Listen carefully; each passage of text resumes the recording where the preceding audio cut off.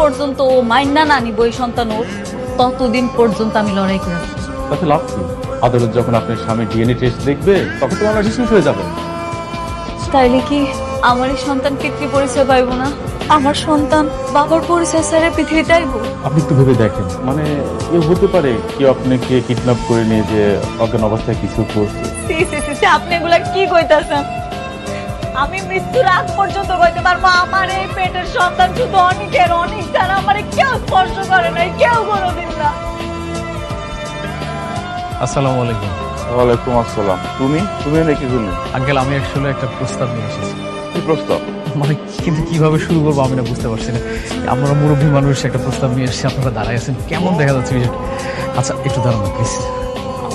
আরে কি করো? আপনারা বসেন না প্লিজ। দিতাম তোমার বসেন না, বসেন বসেন বসেন। আরে বসা বসে পরে তুমি আগে কি করতে চাইছিলে এইটা কর।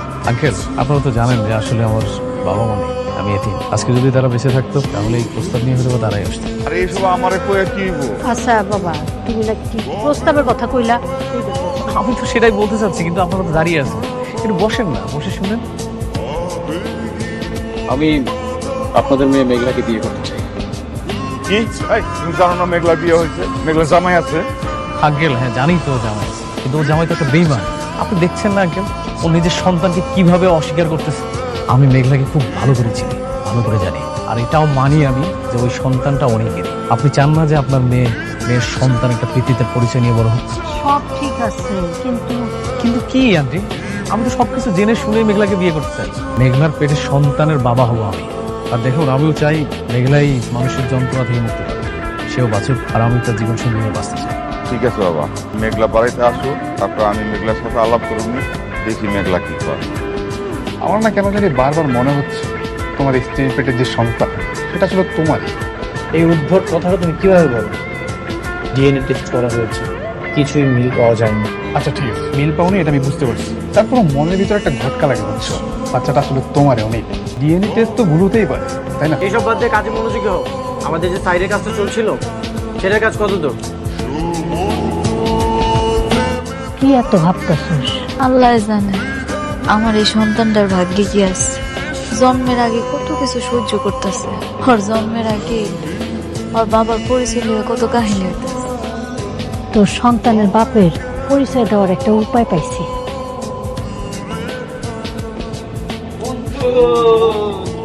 তুই কেমন আছিস?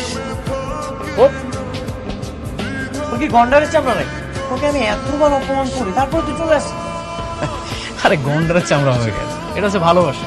আচ্ছা তুই একটা জিনিস না বারবার বলে যাস, তোর পৃথিবীতে আপন বলতে কেউ আছে, আমার পৃথিবীতে আপন বলতে কেউ আছে।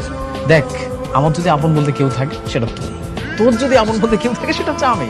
এবার ভাবলাম যে আসলে আমরা অনেক খোঁজাখুঁজি করে দেখলাম যে আপন মানুষ কে আছে আমার, খুব খুঁজে দেখলাম যে তুই ছাড়া আর কেউ নাই। এই জন্য ভাবলাম যে আমার কাছের মানুষটাকে একটা মিষ্টি খাওয়াই আসি আমি। নিতা না করে ক্লিয়ার করে বল, কি বলার জন্য এখানে এসেছিস? বন্ধু, খাবার জিনিস ফেলাই দিলি, এটা কোনো কথা? আচ্ছা বস, বসে শুন।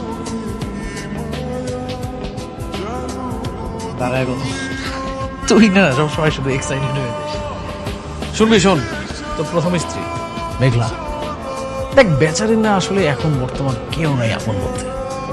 একদিকে এক একটা মেয়ে, আবার আরেকদিকে পেটে একটা সন্তান, সেই সন্তানের আবার কোনো পরিচয়ই নাই। এইসব বলার জন্য তুই এখানে এসেছিস? ও আচ্ছা, মেঘলা তো তোকে কাজ দিয়েছিল। মেঘলার দালালি করার কন্ট্যাক্ট নিয়েছিস নাকি? আরে না না না, এমন কিছুই না। শোন, আমি হচ্ছে তোর প্রথম স্ত্রী মেঘলা, আর তোর অনাগত সন্তানের দায়িত্ব নিতে যাচ্ছি। আর বন্ধু হিসেবে আমার একটা দায়িত্ব আছে না, বল? আর ওর সন্তানের তো আবার একটা পরিচয় লাগে। এই জন্য আমি তোর স্ত্রীকে বিয়ে করে তোর সন্তানের বাবা হব। মেঘলা তোকে বিয়ে করবে? কেন করবে না? তুই তো দ্বিতীয় বিয়ে করে খুব সুখে আছিস, ওখানে একা থাকবে। এগুলোতে আমাকে কেন বল? আমি কি এগুলো শুনতে চেয়েছি নাকি? আচ্ছা, এত বড় একটা সুসংবাদ আমি তোকে না দিয়ে থাকতে পারি, বল? তুই একবার ইমাজিনেশন করে দেখ, তোর অনাগত সন্তান আমাকে বাবা বলে ডাকবে, আমার তোর প্রথম স্ত্রী মেঘলা, তার সাথে আমার বিয়ে হবে, আমরা একসাথে থাকবো। রাতুল!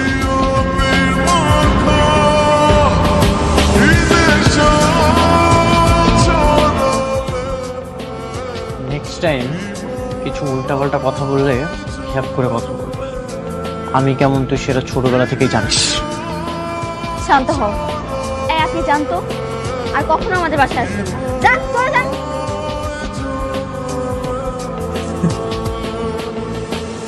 তুই বন্ধু হয়ে বন্ধুকে হাত তুললে ঠিক আছে, যা ভুলে গেলাম, কিন্তু হিসাবটা না একদম তোলা থাকলো সময় মতো, একদম কড়াই গন্ডা হিসাব। আগে তোর স্ত্রী আমার বিয়ে করতে দে, তোর বউটাকে আগে বিয়ে করি, তারপর সব কিছু বোঝা হবে। এক্ষুনি আমার বাসা থেকে বের হয়ে যা। তোরা আমি কাঠ পাঠাবো, তুই আসিস।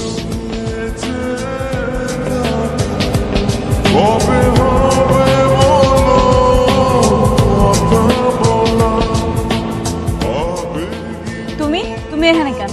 কেন, অন্য কাউকে আশা করেছিলে নাকি? কি কি কইতাছো? না মানে এখানে যদি রাতুল আসতো তাহলে মনে হয় তুমি খুব বেশি খুশি হতে, তাই না?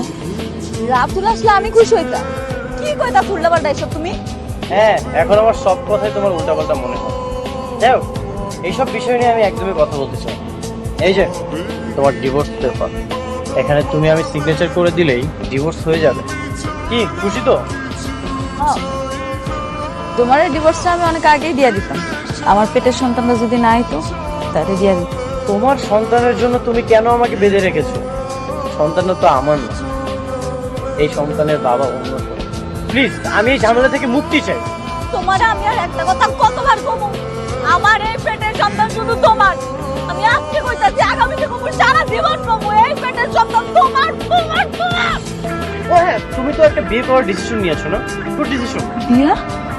একটা স্বামী থাকা অবস্থায় তুমি তো বিয়ে করতে পারবে না, এই জন্য আমি তোমাকে ডিভোর্স দিয়ে তোমার পথটা পরিষ্কার করার জন্য এলাম।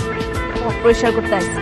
এত বেশি বুঝতেছেন আপনি? আপনারে কে কইলো যে আমি বিয়ে করতে চাই? যে তোমাকে বিয়ে করবে সে আমার বাসায় এসেছে। কি? রাতো, তোমরা দুজন বিয়ে করো, অনেক বেশি হ্যাপি থাকো, আমি মন থেকে দোয়া করি। আরে আমার জীবনে আমি একটাই ভুল করছি, সেটা আপনারে বিয়ে করি। তাই না? ডিভোর্স পেপার, এখানে সিগনেচার করে দিও। আমি কোনো ঝামেলা চাই না। তুমি আমাকে ডিভোর্স দিয়ে আমাকে মুক্তি দাও।